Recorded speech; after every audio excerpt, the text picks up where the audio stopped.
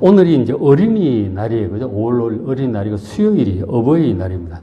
아이들을 챙기고 또 연로하신 부모님 은혜를 돌아보고 섬기는 가정주간입니다. 그래서 오늘은 전도서 4장 말씀을 중심으로 가정의 중요성에 대해서 하나님 말씀을 좀 전하려고 합니다. 먼저 전도서 4장 7절에 보면 제대로 된 가정 없이 혼자 살아가는 사람의 삶을 먼저 보여줘요. 혼자 살아가는 사람. 전도서 4장 8절에 어떤 사람은 아들도 없고 형제도 없이 홀로 있어요. 혼자 살아요. 그 아들도 없고 형제도 없고 사는 거 보니까 결혼도 안 한 것 같고 이제 그런 것 같아요. 혼자 사는데 혼자 살아도 이제 일은 하잖아요. 일을 하니까 이제 돈은 벌어요.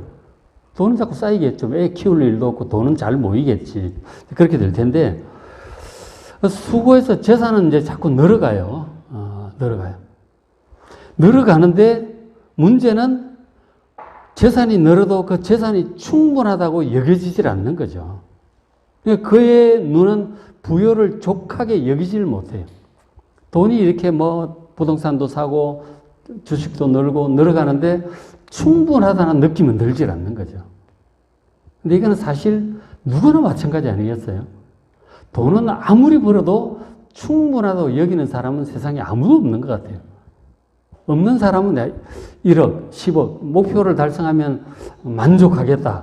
그런 생각이 들지 모르지만 정작 그만큼 가지고 있는 사람은 또 그 다음 거를 보게 돼요. 10억 가지면 100을 가지고 있고 100억을 가지면 1000억을 가지고 싶은 것 같아요. 그것이 확실한 사실인 게 가장 부자인 이제 재벌급들을 보면 알 수가 있죠. 아무리 돈이 많아도 사업은 끊임없이 끝없이 확장하려고 합니다. 적당한 선에서 충분하다, 만족하다고 멈추는 사업가는 하나도 없는 것 같아요. 끝없이 하고, 그리고 돈을 많이 가진 사람은 이제 투자를 하잖아요. 워렌 버핏도 그렇고 손정희 일본에 있는 그런 사람들 투자를 참 많이 하는 엄청난 거부인데 끊임없이 투자를 해요. 해서 또 돈을 벌고 더 벌더라고 보니까. 절대로 쓰는 법이 없어요. 온 세상의 돈을 다 가질 어떤 생각인지 끝까지 하더라고요. 끊임없이 모든 가문의 힘을 동원해서 그렇게 하는 것을 보게 돼요. 돈에 대한 욕심이라고 하는 것은 정말 무적행 같은 것 같아요. 무적행은 바닥이 없는 구멍이잖아요. 끝이 없어요. 스월과 같은 것이죠. 그렇게 이제 어쨌든 돈이 많거나 적거나 끝없이 이제 하는 거죠. 죽을 때까지 열심히 일을 하고 돈을 벌고 모으게 되는데 그러다가 이제 문득 생각이 나는 거죠. 그러면서 그 중간에 보면 그의 눈은 부여를, 이 물질을 족하게 여기지 않으면서 어느 날 이제 그런 말을 스스로 하게 되는 거예요. 내가 누구를 위하여 이같이 수고하는가? 아니, 가족도 없는데. 내가 누구를 위해서 이렇게 하는가? 일을 하다 보면 쉽지 않잖아요. 힘들 때가 많거든요. 위기도 오고, 험한 소리 들을 때도 있고, 그런 때가 오는 거죠. 그럴 때 이제 생각이 드는, 내가 누구를 위해서 이렇게 수고하는가? 같이 기뻐해줄, 좋아해줄 가족도 없는데. 근데 그런 생각이 문득 드는 거죠. 그런가 하면 그 돈으로 자기를 위해서는 또 잘 쓰는가? 그렇지도 못해요. 나를 위하여 행복을 누리지 못하게 되는가? 돈을 쓸 줄 모르는 거죠. 어떻게 써야 될지를 몰라. 벌기는 버는데 어떻게 써야 될지를 모르는 거죠. 근데 그러면서도 또 계속 이제 수고하고 계속 돈을 또 모으는 거죠. 그렇잖아요. 이것도 헛되어 불행한 노고로다. 이 지혜자가 보니까 참 그렇게 살아가는 사람들이 적질 않은 거죠. 종종 보이는 거죠. 참 이게 뭐 하는 짓인가 싶은 거죠. 정말 애쓰는데 불행한 노고다 하는 거죠. 허망한 노고다 하는 거죠. 그러다 어느 날 이제 갑자기 늙어지면 일도 못하고 돈도 못 쓰고 그러다 죽겠죠. 그런 날이 이제 갑자기 찾아오는 거예요.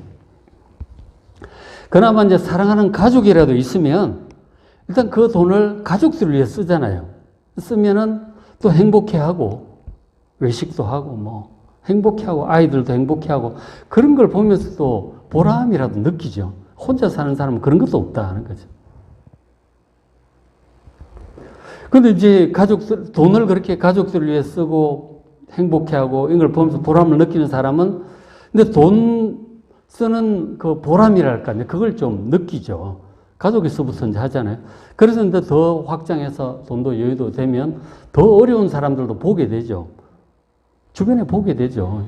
뭐 자기 직장이든지 아니면 교회든지 어느 공동체 친척이든지 그 어려운 사람을 보게 되고 좀 도와줄까 하는 생각에 도와주면 굉장히 기뻐하고 그 사람의 이제 문제도 해결되고 고마워하고 또 보람을 느끼죠. 그런 것을 맛을 본 사람들은 또 선행을 해요. 하죠. 그 해본 사람은 한다니까. 그래서 이제 일단 가족에서부터 이제 그게 돼야 돼. 그거 쓸 수가 있는. 근데 돈 못 쓰는 사람은 정말 아무한테도 못 쓰는 거예요. 가족한테도 안 쓰고 아무한테도 안 쓰고 자기를 위해서도 못 쓰고 그냥 움켜쥐고만 있는 사람들이 없지 않아 있는 거죠. 혼자 사는 사람은 더 심할 수밖에 없는 거죠. 전혀 그게 잘 안 되는 거죠. 그래서 이제 바로 이어지는 구절이 그런 거예요. 바로 이어지는 구절에 두 사람이 그래서 한 사람보다 낫다는 거예요. 두 사람이 한 사람보다 낫다는 거예요. 근데 이것이 이제 우리가 넘어지면 동물을 부르러 일으킨다. 이게 이제 그 친구 내지는 동업자를 생각할 수도 있겠지만 11절 보면 두 사람이 함께 놓으면 따뜻하다고 그러잖아요. 이 두 사람이 결혼을 이제 생각을 하고 있는 것이죠. 기본적으로 결혼에 관한 그런 구절로 볼 수 있을 것입니다. 물론 동지, 친구도 있겠지만 기본적으로 결혼한 두 사람을 얘기를 하고 있는 것이다 하는 거죠. 두 사람이 한 사람보다 낫다는 거예요. 근데 아까 청소년들 의식조사 보니까 결혼 굳이 할 필요 없다. 이런 사람이 60% 아니에요. 결혼해야지. 무슨 소리야. 그러니까 40%가 안 된다니까요. 절반도 안 되는 거 아니에요. 이걸 모르는 거죠. 두 사람이 한 사람보다 낫다고 생각하지 않는 거죠. 둘이 있어 보니까 맨날 싸우더라. 이거 자기 부모 보니까. 맨날 싸우더라는 거예요. 저럴 바에야 혼자 사는 게 낫겠다. 그렇게 되는 거 아니에요. 그러나 하나님 말씀으로 전도자는 분명히 말을 합니다. 두 사람이 한 사람은 낫다는 거예요. 하나님께서도 사람 아담 처음 창조하시고 말씀하시면서 보시기를 사람이 독처하는 것이 좋지 못하다. 혼자 사는 게 좋지 않다는 거예요. 같이 살아야 된다는 거예요. 배우자와 함께. 그래서 하와를 또 창조하시잖아요. 둘이 함께 살게 하시는 거죠. 두 사람이 한 사람보다 나음을 믿으시길 바랍니다. 여러분 다 결혼하셨으니 잘하셨습니다. 그리고 이 결혼을 정말 행복한 가정으로 잘 끝까지 잘 가꾸어 가시길 바랍니다. 아까 보니까 50대, 60대, 40대도 이혼 비율이 상당히 많잖아요. 그죠? 상당히 많다니까. 끝까지 잘 달려가시길 바랍니다. 행복하게. 살다 보면 마음에 안 들 때도 있고, 마음에 들 때도 있고, 그렇잖아요. 그죠? 마음에 안 들 때도 또 잘 극복도 하시고, 극복하면 되는 거예요. 근데 그걸 극복을 못하면 이제 갈라서고 그렇게 되는 거 아니에요. 그러니까 분명히 둘이가 끝까지 가는 게 훨씬 좋습니다. 아무리 좀 마음에 안 들어도 끝까지 가는 게 힘든 것보다 좋은 점이 훨씬 많다 하는 거죠. 지금 보면 그들이 수고함으로 좋은 상을 얻을 것이고 넘어지면 이렇게 세워줄 사람, 함께 누우면 따뜻하고 둘이면 이길 수 있다는 그런 말씀들을 하고 있잖아요. 그죠? 그래서 정말 이 가정이 얼마나 중요한지, 얼마나 좋은지 좀 더 확신을 가지고 좀 배우자가 마음에 안 들 때가 오더라도 잘 극복하셔서 끝까지 잘 가꾸어가는 여러분들 되시길 바랍니다. 먼저 이제 보면 두 사람보다 한 사람은 낫다 하는 건 이제 먼저 한 구절씩 보면 4장 9절에 두 사람이 한 사람보다 나으면 그들이 수고함으로 좋은 상을 얻을 것이다 하는 거죠. 수고한다는 게 일을 하는 거죠. 그죠? 일을 해야 돼요. 이제 돈을 벌기 위해서 일을 해야 되고 집안 일도 많고 또 아이들도 잘 키워야 되고 일을 이제 해야 되는데 혼자 하는 것보다 둘이 하는 게 훨씬 수월하다는 것이죠. 그죠? 훨씬 수월하죠. 예를 들어서 이제 집에서 가끔 가구 배치를 할 때가 있는데 뭐 웬만한 건 혼자 들고 하는데 책상 정도만 해도 혼자 들려면 뭐 힘 좋은 사람은 들 수도 있지만 둘이서 들면 훨씬 수월하다는 거죠. 큰 거 같은 경우는 확실히 그래요. 양쪽에서 들면 아주 가볍게 할 수 있어요. 혼자 하려면 이거 힘들어요. 불가능은 아니지만 둘이 하는 게 훨씬 쉽다 하는 거죠. 그리고 이제 어떤 일을 결정할 때도 그래요. 중요한 일들을 이제 살다 보면 결정해야 되잖아요. 뭐 이사를 한다든가 직장을 옮긴다든가 사업을 새로 시작한다든가 뭐 위기 때 뭐 대처법 애들 뭐 등등 중요한 결정들이 있는데 돈에 관한 것도 그렇고 그걸 이제 혼자서 생각하고 혼자 그냥 막 해버리는 사람들이 있죠. 근데 그러면은 실수가 많다 하는 거죠. 근데 그런 중요한 결정들 할 때 둘이서 부부가 같이 얘기를 하면 내가 못 보는 것을 상대방이 볼 수가 있는 거예요. 우리가 다 볼 수 있는 게 아니거든요. 분명히 그렇습니다. 내가 못 보는 거를 이제 체크를 해줄 수가 있는 거죠. 그 내 생각에는 이게 좋겠다 싶지만 그 결정의 문제점을 또 볼 수가 있는 거예요. 그 다른 생각을 할 수 있죠. 그 얘기를 듣고 나도 판단할 수 있고. 그렇잖아요. 그래서 둘이서 이렇게 의논하면 상당히 많은 시행착오를 줄일 수 있다는 거죠. 실수를 줄일 수 있다. 그리고 혼자 결정할 때 부담감도 좀 줄일 수 있죠. 둘이서 이제 확인만 해도 이제 상당히 이제 나은 거죠. 저도 이제 주보를 이렇게 만들 때 주보를 하는데 저는 하느라고 하지만 오타가 분명히 있는 거예요. 왜냐하면 이제 주보를 만들 때 보면 이제 그 전주에 비슷한 주보를 찾아서 복사를 해서 그걸 수정을 한단 말이에요. 어쩌다 날짜를 안 바꿀 때도 있고 설교자를 안 바꿀 때도 있고 막 이게 번호 순서가 막 빼고 넣고 이러다 보면 번호 순서가 엉망이 될 때가 있는 거죠. 근데 그런 걸 아내가 꼭 이제 보면 보게 하는데 잘 찾아내는 거예요. 참 고맙더라고. 저는 봤는데 안 보이는 거죠. 그걸 꼭 찾아내더라고. 야, 참 좋군. 그렇게 이제 하는 거예요. 그러니까 그것만 그렇게 했어요.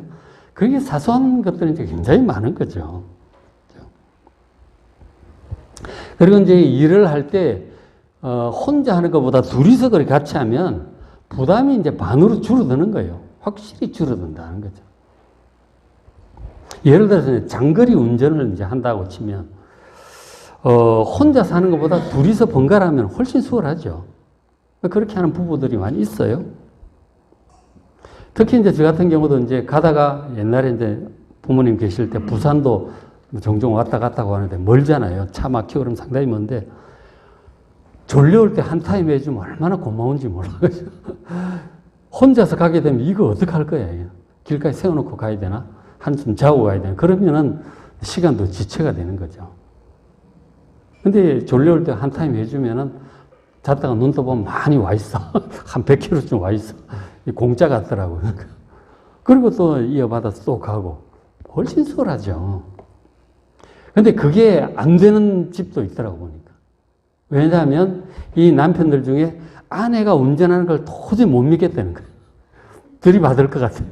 특히 이제 운전 처음에 면허증 따가지고 좀 해보면은 불안하죠. 실제로 접촉사고 내요. 3호도 초기에 접촉사고 냈지. 그런 일들을 하는 거예요.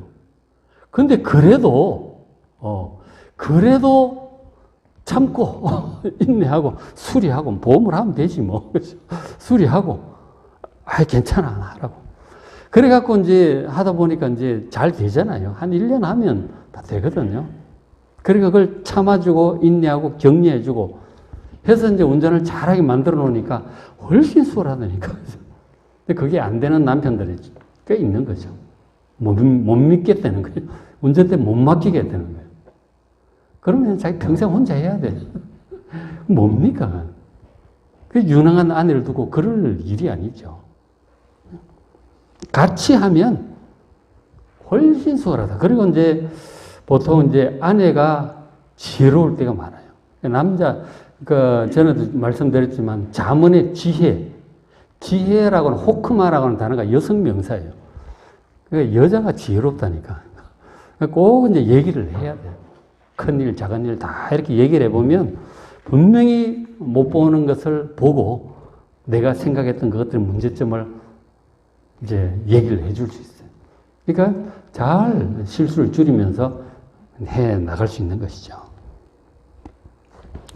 그 다음에 이제 그 4장 10절 보면 혹시 그들이 넘어지면 가다가 넘어질 때가 있죠. 그죠? 실제로 돌에 자빠져서 넘어질 때도 있고, 사고가 날 때도 있고, 사업이 그렇게 가다가 넘어질 때도 있잖아요. 직장도 실직할 때도 있는 거고, 피차에 넘어질 때가 있는 거죠. 근데 혼자 있을 경우에는 이제 그렇게 낙심을 하게 되는 거예요. 야, 이거 더 이상 못하겠다. 위기가 온단 말이에요. 혼자서 있다가는 그런 위기를 극복 못하고 주저앉는 경우들이 종종 있는 거죠. 위기까지는 아니더라도 크고 작은 어려운 일들이 계속 연거푸 오면 서서히 힘이 빠지는 거죠. 하다 이래도 안 되고 저래도 안 되고 완전히 낙심하고 주저앉는 그런 경우들도 있는 거예요. 그런 경우가 있다니까. 여자가 넘어질 때가 있고 남자도 넘어질 때가 있겠죠. 특히 이제 애들 키울 때 막 10대 막 중고등학생들 막 키울 때 쉽지 않잖아요. 쉽지 않아요. 그리고 뭐 금쪽이 이런 거 나오지만 애들도 한번 막 고집 부리고 쉽지 않을 때가 있는 거죠. 그 아내가 여자가 혼자서 막 애 키우고 애를 쓰다가 나가 떨어질 때가 있는 거야. 못하겠다. 그럴 때는 이제 남편이 또 개입해가지고 적극적으로 나서가지고 중재도 하고 뭐 이래 가면서 또 극복이 된단 말이에요. 그러면서 이제 한숨도 돌리고 또 그 다음 단계로 나아가기도 그렇게 하는 거죠. 혼자 살 수 있는 게 아닌 거죠. 애들 키우는 것도 일도 그런 거죠. 반드시 위기가 와요. 인생에 위기가 안 온 사람 아무도 없습니다. 다윗도 마찬가지고 뭐 누구나 위기가 오는 거예요. 옛날에 위대한 왕들도 마찬가지고. 그때 이제 낙심해서 주저앉아 있을 수도 있는데 옆에서도 격려하고 그래도 용기를 내서 다시 해서 또 밑바닥부터 시작하는 거예요. 그러니까 다시 이렇게 세웠는데 훨씬 더 잘 되는 경우가 있어요. 완전히 직종 바꿔가지고. 만약에 그 격려와 위로 없이 혼자 주저앉았으면 끝나는 거죠. 그러나 격려와 위로로 다시 일어나가지고 힘을 내서 했더니 훨씬 더 잘 되는 경우들이 있다니까요.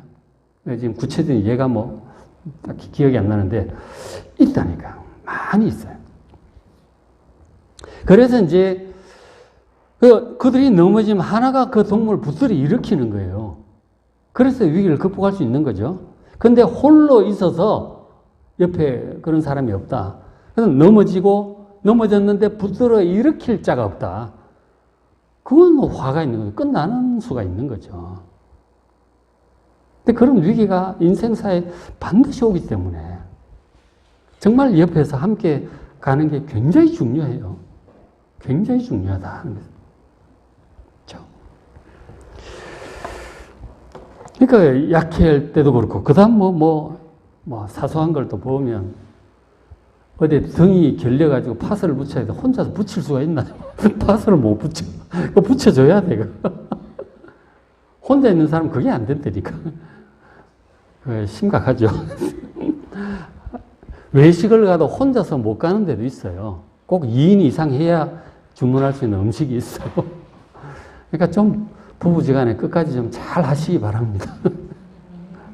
혼자서 안 되는 것들이 많다니까. 그 다음에 이제 보시면 4장 11절에 또 두 사람이 함께 누우면 따뜻하거니와 한 사람이 어찌 따뜻하랴 하는. 요즘은 난방이 하도 잘 돼 실감이 덜 날 수도 있겠지만 추운 시절에 정말 그런 거죠. 같이 붙어 있어야 따뜻한 거 아니에요. 그죠? 동물들도 그는 난방 시설이 안 되죠. 맨날 붙어 있잖아. 보면 겨울에. 그죠? 함께 있어야 따뜻한 거죠. 몸도 그렇거든요. 실제로 마음이 그렇다는 거예요. 지금 몸은 크게 문제 없겠지만 마음이 함께 있어야 따뜻하다 하는 거죠. 혼자서 이렇게 얘기할 상대도 없고 막 혼자 고민하고 혼자 있으면 참 마음이 쓸쓸한 거예요. 그죠? 철학 맞고 쓸쓸한 거죠. 함께 있으면은, 그게 이제 외로움이죠. 함께 있으면 결코 그렇지 않죠. 마음도 푸근하고 편안한 거죠. 따뜻하게 잘 가시기 바랍니다. 썰렁하게 그렇게 하지 마시고, 그죠? 따뜻하게, 사이가 좋아야 되는 거죠. 이 세상이 이제 보면은 굉장히 이기적이잖아요. 대체로 이기적이고, 그리고 막 믿을 수 없는 사람들이 많은 거예요. 근데 부부지간에는 서로 사랑하고 신뢰할 때, 뭐 100% 신뢰할 수 있잖아. 그죠? 편안한 거죠. 그런 뭐든지 마음 놓고 얘기를 할 수가 있어야 되는 거예요. 얘기를. 마음 놓고. 혼자, 저도 이제 뭐 고민들이 있잖아요. 고민이 있을 때 혼자서 이렇게 생각하는 거하고 말로 표현하는 거하고 굉장히 차이가 있어요. 말로 이렇게 표현을 하게 되면 이 객관화가 되거든요. 그 논리가 생겨요. 말을 하다 보면. 근데 머릿속에 생각이 자꾸 다람쥐 쳇바퀴 돌 때 자꾸 빙빙 돌아. 이 생각이 진행이 안 돼요. 논리적으로 진행이 안 된다니까. 근데 말로 이렇게 꺼내놓으면은 쫙 논리가 생기는 거예요. 말로 표현하면. 그리고 듣고 코멘트를 하잖아요. 아, 이건 이거, 저건 저거, 아, 이건 아닌 것 같다. 뭐, 내지는 이건 뭐냐라고 거꾸로 질문을 정확하게 해주면은 또 대답해가면서 정리가 되는 거죠. 말로 표현하는 게 굉장히 중요합니다. 혼자 고민하는 것보다. 그래서 서로 뭐든지 얘기할 수 있잖아요. 뭐 애들 문제, 직장 뭐 얘기 못할 게 뭐 있어. 얘기 다 해야지. 어떤 남자들은 보면은 막 그 아내한테 괜히 부담 줄 필요 뭐 있느냐 그러고 일에 관해서 얘기를 안 해요. 그게 돕는 게 아니에요. 직장일에 대해서 얘기를 해야 된다니까. 사업에 대해서 얘기하고, 고민이 있어도 얘기하고. 얘기를 해야 되는 거예요. 뭐 아내 위한답시고 얘기 안 하는 게 위하는 게 아니에요. 아내를 소외시키는 거지. 얘기를 해야 친구가 되고 동지가 되고 상담자가 되는 거예요. 같이 하는 거지 뭘 혼자 다 해요? 그런 게 아니죠. 같이 하고 얘기를 해야 되는 거죠. 얘기를 해야 서로 상대방을 이제 뭐랄까 존중하는 거죠. 배우자를 존중을 해야 되는 거죠. 존중. 뭐 산책을 가도 그래. 혼자 가면 좀 철학 맞아 보이잖아. 둘이 가면 보기 좋다니까. 그런 거예요. 뭐든지. 둘이 하는 게 좋다니까요. 그 다음에 이제 마지막 구절 보시면은 4장 12절 한 사람이면 패하겠거니와 두 사람이면 맞설 수 있나니 세겹절은 쉽게 끊어지지 아니한다. 혼자서 싸우면 불리해요. 둘이서 싸우면 굉장히 유리합니다. 영화에 보면 그런 장면이 있잖아요. 많은 적들을 이제 상대해야 될 때 혼자서 하다 보면 뒤가 안 보이잖아요. 고수들은 뭐 감으로 안다고 하시지만 보통 어렵잖아요. 뒤가 한 번 불안한데 둘이서 싸우면은 등을 딱 붙이면은 360도 다 보이는 거죠. 뒤가 커버가 되니까 앞만 잘 커버하면 되는 거라고. 그렇게 이제 싸울 수 있는 거죠. 매사가 이제 그런 것이죠. 예를 들어서 뭐 차를 타고 가다가 접촉사고가 났다든지 그 말다툼이 날 때가 있죠. 이웃지간에 뭐 또 뭐 소음 문제든지 뭐 쓰레기 문제, 주차 문제 이제 다툼이 생길 때가 있어요. 물론 그리스도인들이 양보하고 이제 주로 그걸 해야 되겠지만 부당한 거는 우리가 또 받아들일 수는 없죠, 그죠? 너무 부당한 거를 뭐 내가 잘못한 거 그렇게 할 수 없는 거 그런 사리를 따져서 얘기를 해야 되죠. 그런 걸 해야 되는데 그런 말싸움도 혼자서 하면 불리해. 옆에 한 사람이 있으면 훨씬 유리하다니까. 한마디씩 그대로만 줘도 어딘데, 그죠? 그렇게 하는 거죠. 같이 하는 게 훨씬 수월하다니까. 실제로 이제 뭐 인생의 싸움도 그렇고 이제 해 나가야 되는데 인생이 다 전쟁이잖아요. 둘이서 하게 되면은 의논해 가면서 뭐 같이 이렇게 하게 되면은 마음이 훨씬 든든한 것이죠. 혼자 하는 것보다. 그죠? 가정이 이렇게 귀하고 좋은 것입니다. 두 사람이 한 사람보다 훨씬 낫다니까요. 끝까지 잘 하시길 바랍니다. 그런데 문제는 가정이 이렇게 중요한 것임을 알고 좋은 것임을 알아. 그런 얘기를 듣고 또 정말 좋아하는 사람을 만나서 결혼을 했어요. 가정을 이루었어요. 그랬을지라도 이게 두 사람의 차이를 극복하지 못하고 서로 자기 주장만 하다가 행복한 가정을 세우는데 실패하는 경우들이 많은 거죠. 그래서 이혼들이 그렇게 많은 거 아니에요? 그게 현실이에요. 그게 쉽지가 않은 거예요. 왜냐하면 사람이 다 자기 생각, 자기 고집이 있기 때문에. 그것만 자꾸 주장하면 계속 싸움만 나는 거죠. 그 얘기를 해서 좀 잘 조정해서 조화롭게 해 나가야 되는데, 일방적으로 혼자 명령하고 뭐, 그럴 수는 없는 거죠. 부부가 서로 대화하고 잘 맞춰가야 되는 거예요. 2인 삼각경기 아시잖아요. 혼자 하게 되면 넘어지는 못 가요. 둘이서 잘 맞춰야 돼.